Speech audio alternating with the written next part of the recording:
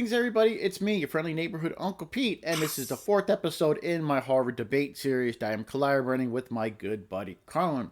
So, every week, Carl and I are debating a wide array of topics in the horror genre. And just like with the Horror Movies Pros video, after you watch my side of the debate, I'll have a link down to Carlin's video in the description down below. Watch his video, and then he'll have a community tab on his page, and we would like if you guys would vote on who you thought won the debate. Did I win it? Did he win it? Or did you feel it was a tie? So it should be a lot of fun. So what are we debating this week? This week we are debating what is the best horror remake. Small caveat to that. So when Carl and I started talking about this topic, we both already knew that the other person was going to choose The Thing because it's one of the greatest horror movies ever made. It's definitely the best horror remake in both of our opinions. So we figured it'd be too easy to debate why The Thing is such a good debate. It would give that person too much of an advantage, whoever got it. So we decided that we're each going to choose a different movie, not The Thing. So what is the best horror remake? That is not John Carpenter's The Thing. Me, I'm choosing David Cronenberg's The Fly. So I'm going to start with what do we think makes a good horror remake? I think there are some certain key points. A movie should still bring you the fear, even though you know what's gonna happen since it's a familiar story being a remake. No, be afraid. Be very afraid. I think the movie should take the original and keep all those core themes in place while taking advantages of like new technologies such as special effects.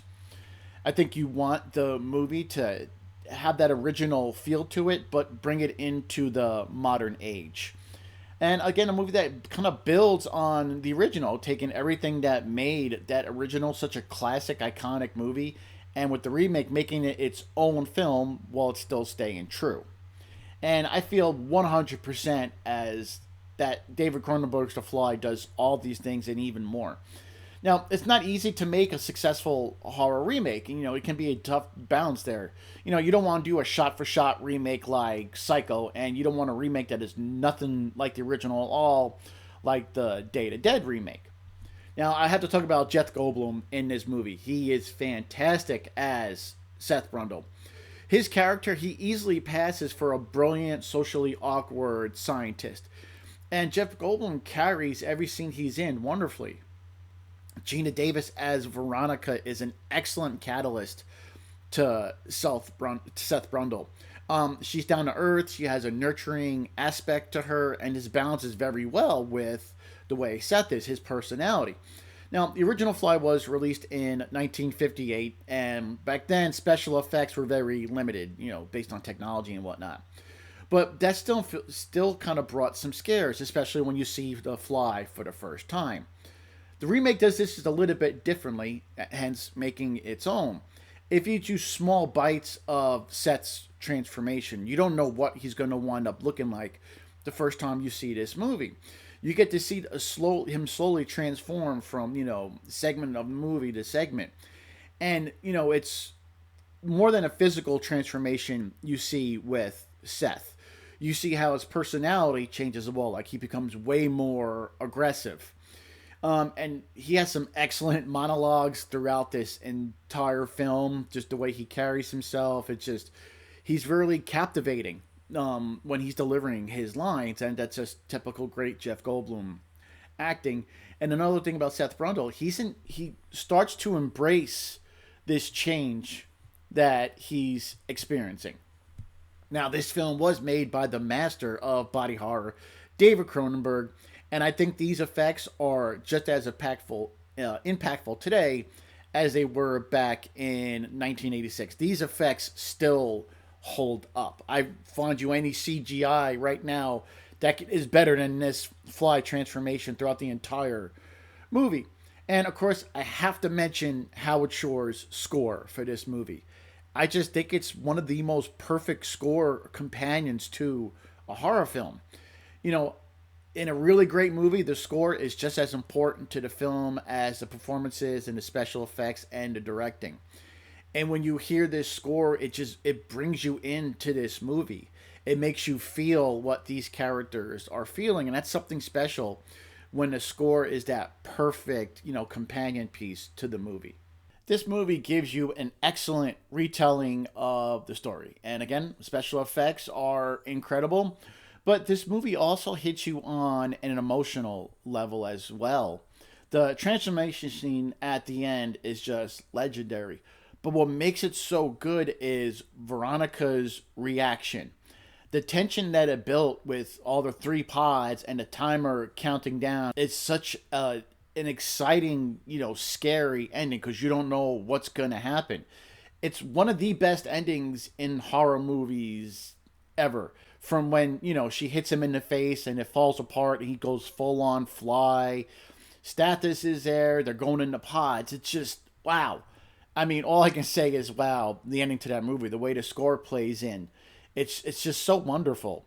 And at the very end, when Veronica is about to blow Brundlefly's head off, it's really heart wrenching. Like she sees this horrible creature that he's turned into, and she kind of has to force herself to shoot him to put him out of his misery, especially when he takes his little, claw hand or whatever he's got and puts the shotgun to his forehead. It's like, wow.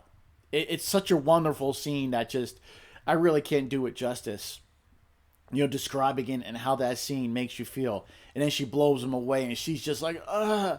She's just spent. She's just devastated. She's just experienced trauma that none of us will ever really experience unless we see a loved one turning into Brundlefly. But it's just, what a way to end the movie. And then the score hits. It's, yeah, one of the best endings in horror. And it's, that's one of the reasons why it makes it such a good remake, because the original had a great ending with help me, and how the characters, she killed the fly in the original. Sorry, I'm forgetting names right now. Excuse me, but so this movie gives you another impactful ending where it wasn't a little silly like help me.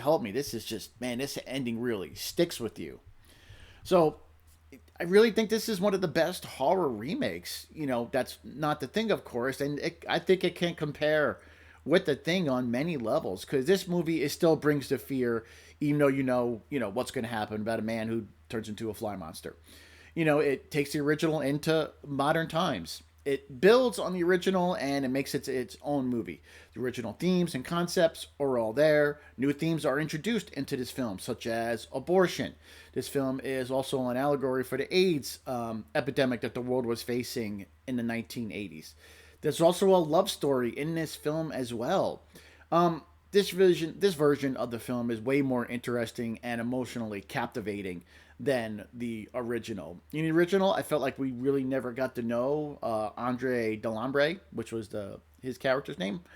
But in the remake, we learned so much about Seth Brundle. He's an outcast. He's socially awkward. His whole life is in his work. And then we then see him transform not only physically, but psychologically and even emotionally. One thing I love about The Fly is that there's no hard line on who the villain is and who's the hero. I mean, it depends on who's watching this movie and how you feel about the characters. There is an excellent representation of people as a whole. You never know, who's underneath that exterior when you know someone. And I love that theme to this movie. It's one of the subtle aspects that I adore, because Stathis, is he a bad guy? Is he a good guy? He's controlling with Veronica, but he goes to save her at the end. Seth is this hardworking man who loves his work, but then he kind of becomes the villain at the end, and Veronica is kind of trapped in the middle. So this movie hits you on many levels. Wonderful, wonderful character development that the original surely did not have. I love the character development in this film. So without a doubt, The Fly is one of the greatest horror films to come out in the 80s, period. And when you talk remakes, this should be, and really should be, I say, at the top of anybody's list. And it's my choice for the best horror remake ever made that is not The Thing. But I still think it can compare with The Thing. So thanks for watching. Now, please go to Carlin's channel. I'll have a link in the description to his video. Watch his video with the same title as this one, and then go to the community tab on his page, and please vote for who you thought had the better argument. Now, don't take it against us that we didn't choose The Thing. We agreed that we were not going to choose The Thing. So Vote for who you thought had a better argument, and let us know in the comments down below what you think the best horror remake is. That is not The Thing, because The Thing is an easy answer. So, yeah, we both would love to read what you believe is the best horror remake in the comments down below. We really appreciate it. Please don't forget to like, comment, share, and subscribe. It really motivates the hell out of Carl and I to keep putting out this content. We're having a lot of fun, and we love the interaction we get with the viewers. Thanks again, everybody. Take care of yourselves. Take care of each other. Be good to each other. I am your friendly neighborhood Uncle Pete. And remember, with great kills, there must also come great nails.